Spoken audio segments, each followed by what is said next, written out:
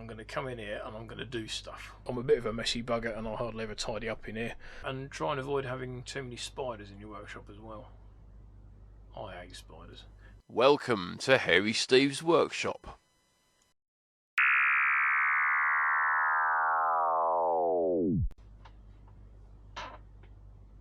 I hate that teleporter.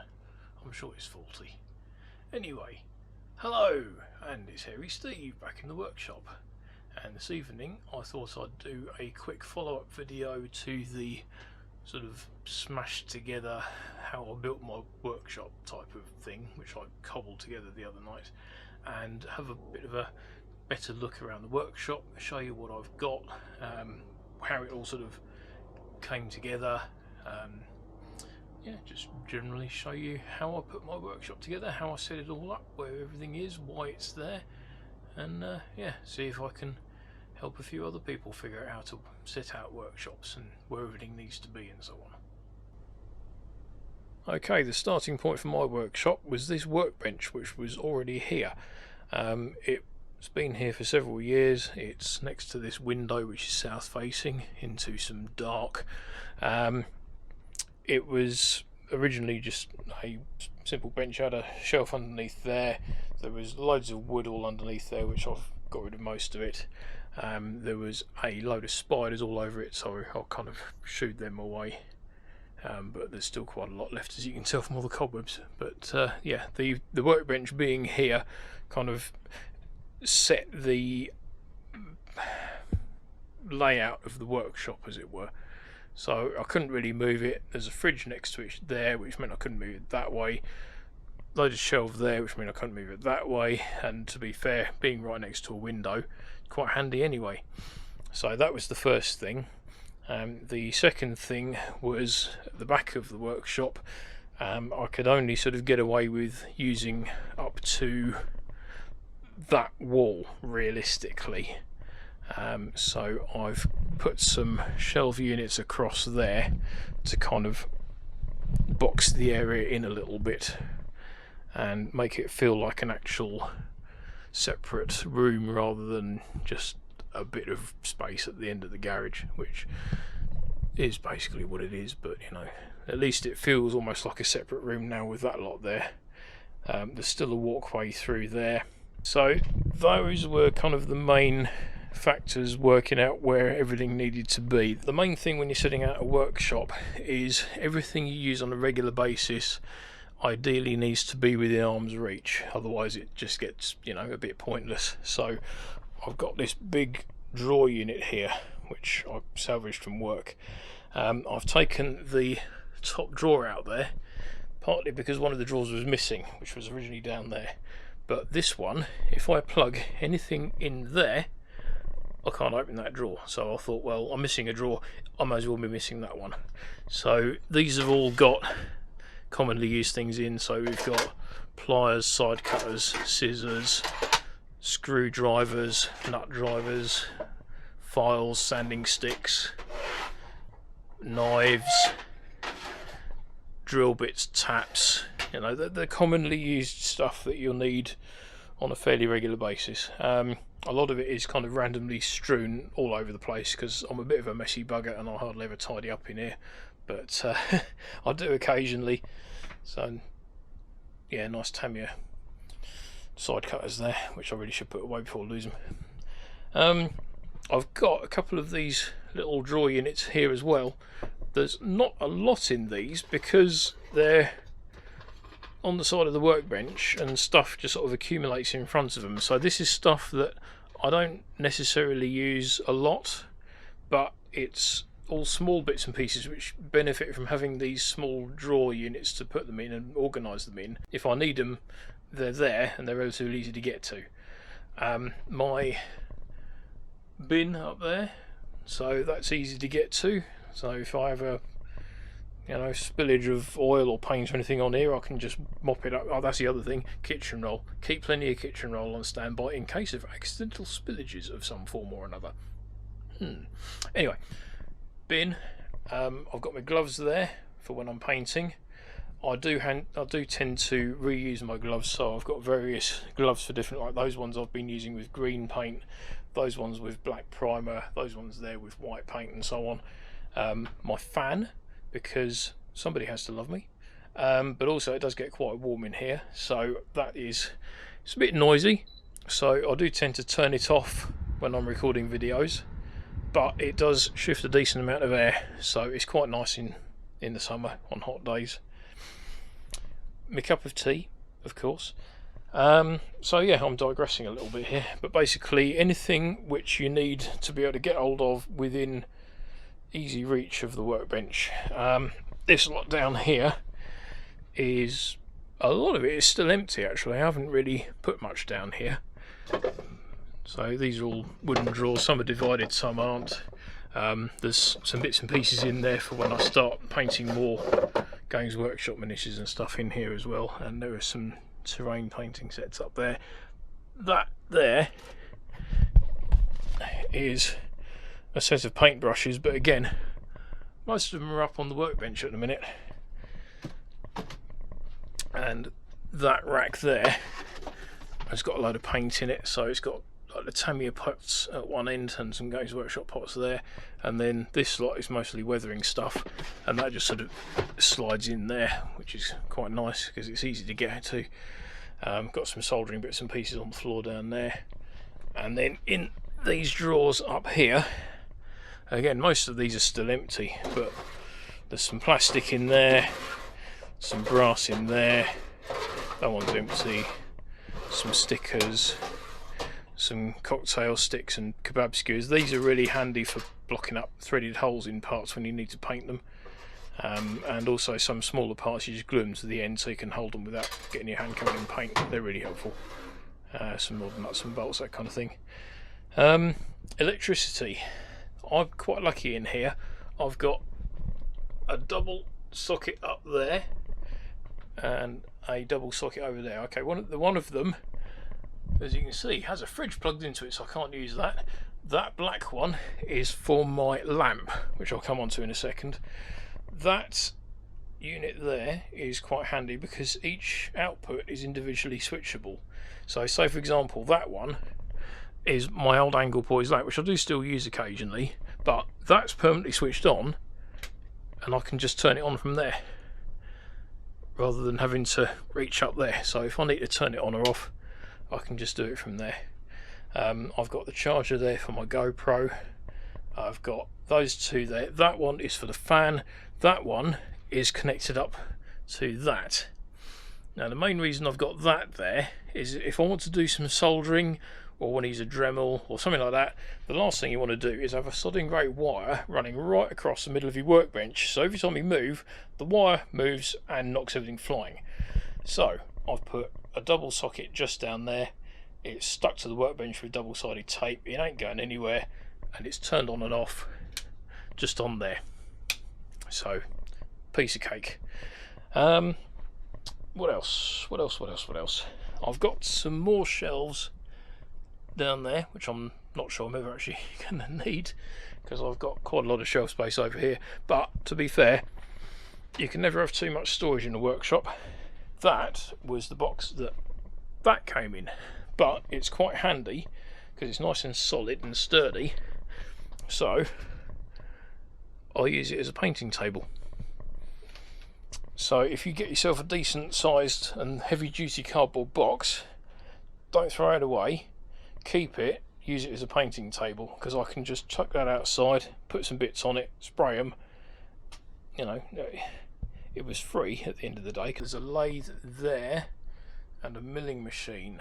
I would like at some stage to put in a small bench along here somewhere which I can put them on, so I don't have to keep moving them up there, because every time I move them up there I've got to clear that area off, and if I'm in the middle of something it's just a bit of a pain. So I don't use them as much as I should. I haven't actually used the milling machine at all yet, and I've only used the lathe a couple of times. So yes, it's basically, it's all about organisation, making sure everything is accessible and you know where it all is. I mean, I know where most things in this workshop are. I've got some storage up in the roof here as well.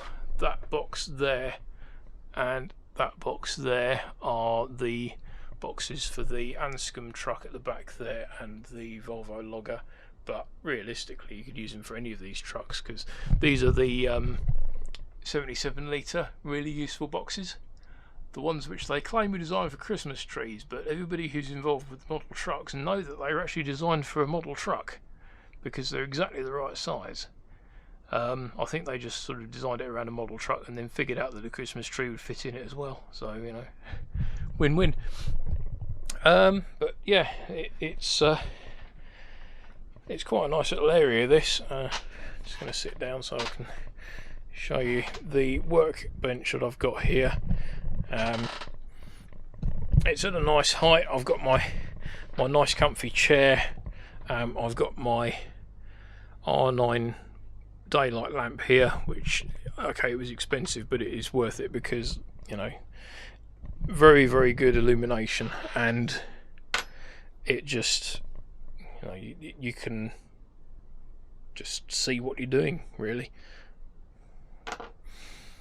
You know, you wouldn't be able to.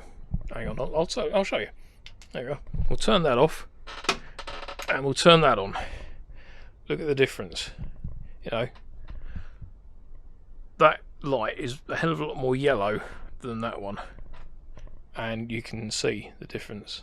So I'll just turn that back off and turn that one back on, and yeah, there you go. So yeah, a decent lamp. It's a big investment, but it is worth it. The main things from this are storage. You can never have too many shelves, and you can never have too many organizer boxes, drawers, that kind of stuff.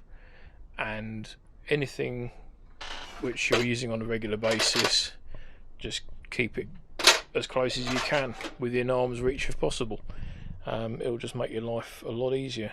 I mean, I used to build a lot of models on a little bench in my bedroom, and you know, every evening I'd have to pack it all away, tidy everything up, and then the next evening, if I wanted to do some work on it, I'd have to get it all back out again, and it was just faff and hassle. And so having a nice little workshop area that you can set up, and it doesn't matter if you leave stuff all over the place. But yeah, it's nice to have a little area where you can just work on stuff as and when you want to. I set this lot up back in March, and since then I've done more work on models at home than I have for years. Mostly because I can just come down here on the odd evening or on a day off, and it's already set up and I can just get on with it. Right, so that's a good look around the workshop. Hope somebody found that interesting and useful. If you're starting your own garage workshop, or workshop basically anywhere, it's nice to have somewhere that you can just work on stuff without having to constantly get stuff out, work on it, put it all away, next evening get it all out, work on it, put it all away. That's annoying, to say the least. That's partly why I've been sort of slacking on building models recently, and I hardly ever get anything finished, is because I just have to keep getting it all out, do a bit of work on it. By the time you've got everything out, you're ready to start working on it, you're like, especially in the summer. So yeah, main things I would say if you're looking at setting up a workshop is try and find somewhere like this, for example, where not many people are going to sort of come traipsing through all the time. I mean, there's a fridge in the corner there. That's about the only reason anyone comes in here, is to get stuff out of the fridge. Try and keep everything that you need on a regular basis close to you. You know, don't, if you need screwdrivers and stuff like that, get yourself some small drawers or something along these. I mean, I was lucky to pick this unit up, to be fair. It's a nice unit. It's got a lot of drawers in it. I've only used about a third of them, but something along those lines is ideal, because I can just go, oh, I need a screwdriver, there it is. So if you've got, so for example, you do a lot of painting, just as an example, there's my paintbrushes. There's my paint. I don't have to get up and start wandering around, scratching my head, going, where did I put this? Where did I put that?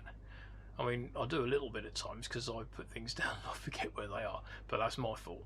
So, if you're, for example, if you're doing a lot of lathe work, I've got my little lathe over there, and I don't really use it as much as I should, because every time I want to use it, I've got to clear this off, put it here, and I can't do anything else with this space until I finish using the lathe. And I can't use the lathe until I finish using this space, if you see what I mean. So in the long run, I would like to put another bench over there and put the lathe and the milling machine on them so they're permanently set up. So then I'll be more inclined to use them, because I won't have to go through all the faff of going and getting them, setting them up, clear the workbench off, put them on there, use them, put them all back, etc. It's all about convenience and being able to just come in here and get on with stuff. That's what I like. I like to be able to just go, right, okay, I've got the evening off tomorrow. I'm going to come in here and I'm going to do stuff. Paint my tracks on my digger or do whatever. If it's nice weather, I can go outside. That box there, which the A60 kit came in, I kept hold of that. It's nice and sturdy, it's nice and strong. It's got like a 3/4 inch thick corrugated cardboard lid, so I can punch holes in it and stick parts on cocktail sticks or kebab skewers into that for them to dry if I don't want them to sort of lean on top of the box. It's quite handy.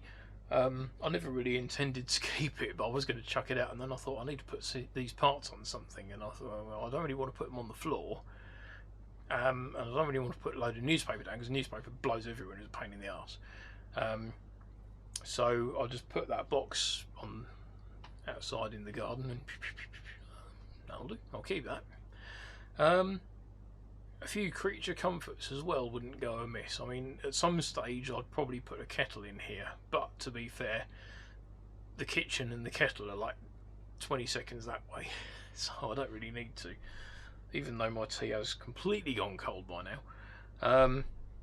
Fan. I mean, my little fan there is great in the summer. The only problem is I can't use it when I'm recording videos because it's quite loud. So, yeah, pluses and minuses. I mean, I can sit here in the summer with the door open, the window open, my fan going, and it's quite pleasant. It's not too hot. It's warm, yeah, definitely it's warm, but it's not too hot, it's not excessive. Light. It's worth getting a decent light. Especially if you're going to be working in the evenings. If I'm out here during the day, I'll quite often have that on anyway, because it's I live in the UK. It's not sunny and bright all the time by any means. It's quite cloudy at times, especially in the summer, for some reason. But yeah, yes, electricity. Again, electricity. You can never have too many power points. I've got two there, one over there that I can use. I've got a 6-way plugged into that. The other one of them is running an extension lead all the way around to my printer, and there's a 2-way socket there, so I can plug the IR printer, the resin printer in at some stage when I finally get it around here. These extension leads with individual switches are very handy indeed, because you can just turn stuff on and off without having to unplug it, so they're worth looking for. And as I said, this one here down on the side of the workbench, that's very handy if you're using a soldering iron or something like that with a long lead, because you don't really want a long lead trailing all the way across your workbench, because it just gets in the way and it knocks everything over. Yeah, and try and avoid having too many spiders in your workshop as well. I hate spiders. Not only are they big and hairy and annoying, they leave cobwebs all over absolutely everything. I was spraying some parts of the digger the other day, which I'd left on the side for a couple of days, and I went, huh, is that a hair on there? No, it was a sodding spider's web. Can't think of much else I can really talk about regarding workshops now. So I think I'll leave it at that. As I say, hopefully somebody found this useful, and I shall see you in the next video. Bye for now. Thank you for watching my video. If you like what I do here, please subscribe to my channel. There are also some more videos for you to watch on screen, and I'll see you in the next video. Bye for now.